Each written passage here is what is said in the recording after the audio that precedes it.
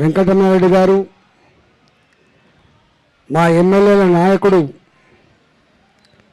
BJP leader Maheshwar Reddy గారు, ధన్పాల్ సూర్యనారాయణ గారు గౌరవ శాసనసభ్యులు, మా రాకేష్ రెడ్డి గారు ఫైర్ బాండ్, అటనే మా కుమరన్న ఎమ్మెల్సీ, అంజిరెడ్డి గారు ఎమ్మెల్సీ. ఇరిగిపోతుందా? వస్తుందా మైక్ చక్కగా?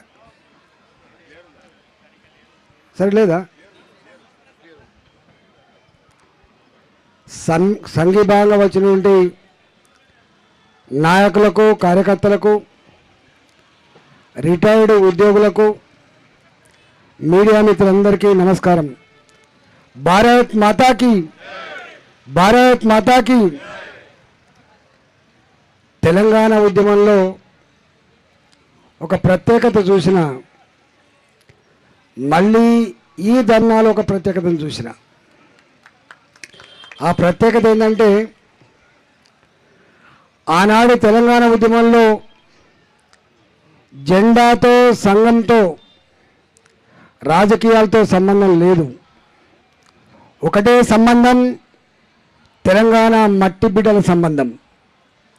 మళ్ళీ ఇవాళ చూస్తున్నా, ఇక్కడ పాత డిటిఎఫ్ నాయకులు ఉన్నారు, ఏపీటీఎఫ్ నాయకులు ఉన్నారు, యూటీఎఫ్ నాయకులు కనబడుతున్నారు.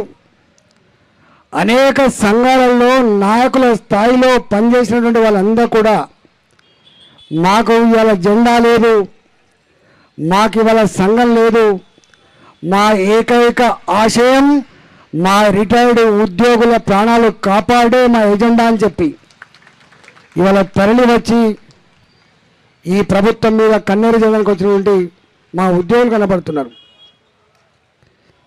నేను పాత ఆర్థిక మంత్రిని. నేను చాలామంది ఈ ప్రభుత్వం వచ్చిన తర్వాత గతంలో ఎప్పుడు కూడా ఈ రిటైర్మెంట్ బెనిఫిట్ల కోసమో, వాళ్ళు దాచుకున్న సొమ్ము ఓ ఇల్లు కట్టే సందర్భంలోనో, ఓ బిడ్డల పెళ్ళిళ్ళు చేసే సందర్భంలోనో, లేదా పిల్లలని అబ్రాడ్కు పంపే సందర్భంలో కొంత పాటు లోన్ తీసుకునే వెసులుబాటు ఉంటుంది. కానీ వాళ్ళ రిటైర్మెంట్ బెనిఫిట్స్ కావచ్చు, వాళ్ళు దాచుకున్న సొమ్ము నుంచి కొంత వాడుకోవడం కోసం పెట్టుకున్న దరఖాస్తులు కావచ్చు, ఇవన్నీ ఏవి పరిష్కారం కాకపోగా చివరికి ఇంతకుముందు మా ఎమ్మెల్యేలు గుర్తు చేసిండు, రిటైర్డ్ ఉద్యోగి 35 సంవత్సరాలు పనిచేస్తే ఆయనను చూసుకునే తీరు గిదేనా అని చెప్పి ఆనాడు మాట్లాడిండు. మాట్లాడినప్పుడు సంబరపడ్డము, మాట్లాడినప్పుడు వాళ్ళకు పాలాభిషేకాలు చేసినాము. కానీ గిట్ల గీ ధర్నా చౌకలో రిటైర్డ్ ఉద్యోగులుగా డబ్బులు రాకపోగా ఆత్మహత్యలు చేసుకుంటామని, ఆత్మహత్యలకు విరుద్ధంగా ధర్నాలు చేసే పరిస్థితి అని చెప్పి మాత్రం నా తెలంగాణ రిటైర్డ్ ఉద్యోగులు ఊహించలేకపోయినారు. మాటలు బ్రహ్మాండంగా ఉన్నాయి, కానీ చేతలు లేవు. నేను నా ఇంటికి వచ్చేటువంటి ఓ 100 మందిలో 5-6 ఉద్యోగులు వస్తున్నారు, రిటైర్డ్ ఉద్యోగులు వస్తున్నారు. రిటైర్డ్ ఉద్యోగులు కావచ్చు, ఇంజనీరింగ్, మెడిసిన్ చదువుకునే విద్యార్థుల తల్లిదండ్రులు కావచ్చు. వాళ్ళు అంటున్న మాట ఏంటంటే, అయ్యా నువ్వు పాత ఆర్థిక మంత్రివి కదా, నీ దగ్గరనే పనిచేసినట్టుంది చీఫ్ సెక్రటరీ గారు, ఫైనాన్స్ సెక్రటరీగా.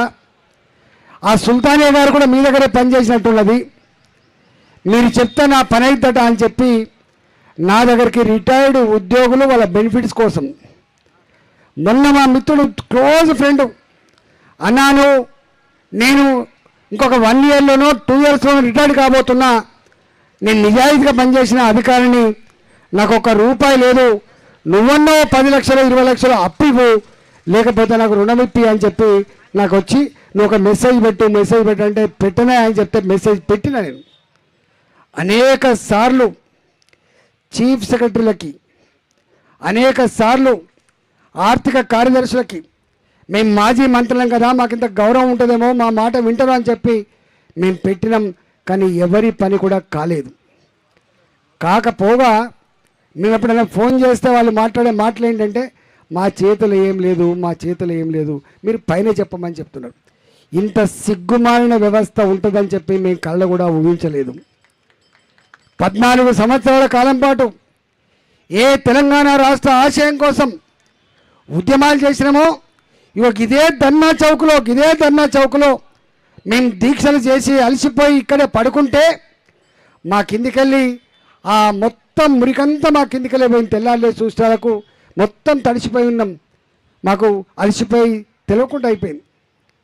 అప్పుడు అనుకున్నాం తెలంగాణ కోసం కొట్లాడుతున్నాం కదా, ఇదో లెక్క కదా అని చెప్పి అనుకున్నాం.